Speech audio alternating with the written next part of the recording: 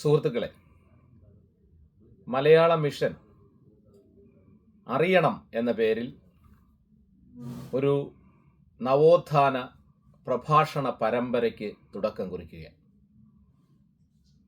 ചരിത്രത്തിൽ നമ്മളെല്ലാവരും പഠിച്ചിട്ടുള്ളതുപോലെ ഇന്ത്യയുടെ നവോത്ഥാനത്തിൻ്റെ പിതാവ് രാജാറാം മോഹൻ റായ് ആണ് എന്ന് നമുക്കറിയാം. കേരളത്തിനെ നവോത്ഥാനത്തിലേക്ക് നയിച്ച കേരളത്തിൻ്റെ നവോത്ഥാന പിതാവാണ് ശ്രീനാരായണ ഗുരുദേവൻ. ഇന്ന് ലോകത്തിൽ ഇന്ത്യ സാംസ്കാരികമായി ഒരിടമുണ്ടാക്കിയെടുക്കുന്നതിന് അന്ധവിശ്വാസങ്ങളുടെയും അനാചാരങ്ങളുടെയും ദുരാചാരങ്ങളുടെയും പിടിയിൽ നിന്ന് നമ്മുടെ നാടിനെയും സംസ്കാരത്തെയും ഉണർത്തിയെടുക്കുന്നതിന് നിസ്തുലമായ സംഭാവന നൽകിയ മഹാരഥന്മാരായ പൂർവ്വസൂരികൾ നമുക്ക് പലരും ഉണ്ട്. അവരെ പ്രവാസലോകത്തെ മലയാളികളുടെ ഹൃദയത്തിലേക്ക് അവരുടെ സംഭാവനകളെ എത്തിച്ചു കൊടുക്കുന്നതിനും അവർ കൊളുത്തിത്തന്ന നവോത്ഥാന ദീപശിഖ ലോകത്തിൻ്റെ എല്ലാ ഇടങ്ങളിലും തെളിയിച്ചു വയ്ക്കുന്നതിനും വേണ്ടിയാണ് മലയാള മിഷൻ നവോത്ഥാന പ്രഭാഷണ പരമ്പര അറിയണം എന്ന പേരിൽ ആരംഭിക്കുന്നത്. ഈ പരമ്പരയിലൂടെ 30 കേരളത്തിലെ നവോത്ഥാന നായകരുടെ സംഭാവനകളെ 30 പ്രഭാഷകർ പരിചയപ്പെടുത്തുകയാണ്. ഇത് വളരെ മഹത്തരമായ ഒരു ഉദ്യമമാണ്.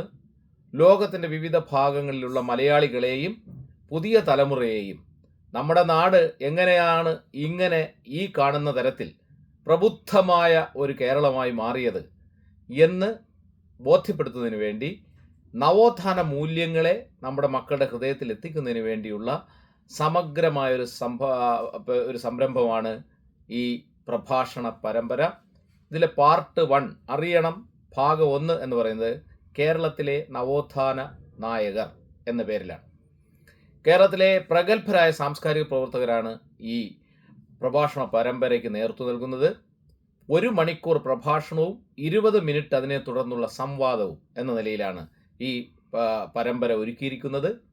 ഇത് ലോകത്തിലെ എല്ലാ മലയാള മിഷൻ ചാപ്റ്ററുകളിലെയും ചാപ്റ്റർ ഭാരവാഹികൾക്കും അധ്യാപകർക്കും വിദ്യാർത്ഥികൾക്കും രക്ഷകർത്താക്കൾക്കും വേണ്ടിയാണ് ഇത് രൂപകൽപ്പന ചെയ്തിരിക്കുന്നത്. 500-ൽ അധികം ആളുകൾക്ക് ഒരേ സമയം കയറി ഇടപെടാവുന്ന സൂം പ്ലാറ്റ്ഫോമിലായിരിക്കും ഈ പ്രഭാഷണ പരമ്പര നടക്കുന്നത്. ഇതിനെക്കുറിച്ചുള്ള അറിയിപ്പുകൾ നിങ്ങൾക്ക് കിട്ടുന്നതായിരിക്കും. 2024 ഏപ്രിൽ 27 രാത്രി 8 മണിക്ക് ഡോക്ടർ MN കാരശ്ശേരി ആദ്യത്തെ പ്രഭാഷണം നടത്തും. ഇത് വളരെ ബൃഹത്തായ ഒരു പരിപാടിയാണ്. ഇതിനുശേഷം ഈ പ്രഭാഷണങ്ങളെ ക്രോഡീകരിച്ച് പുസ്തക രൂപത്തിൽ ഇറക്കുകയും അത് കേരളത്തിൻ്റെ സാംസ്കാരിക ചരിത്രത്തിലെ മൂല്യവത്തായ ഒരു ഉൽപ്പന്നമാക്കി മാറ്റുകയും ചെയ്യുക എന്ന ലക്ഷ്യവും ഇതിനുണ്ടാകും.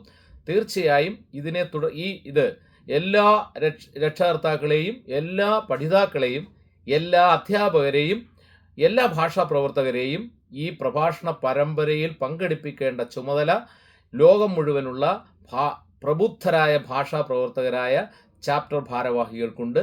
അതിനാവശ്യമായ ക്രമീകരണങ്ങൾ എല്ലാ ചാപ്റ്ററുകളിലും ഉത്തരവാദിത്ത സമ്പൂർണമായി നടത്തണം എന്ന് വിനയപൂർവ്വം വിനീതമായി അഭ്യർത്ഥിക്കുന്നു. അന്ധമായിരുന്നു നാം ഒരിക്കൽ, നാം അതറിയണം.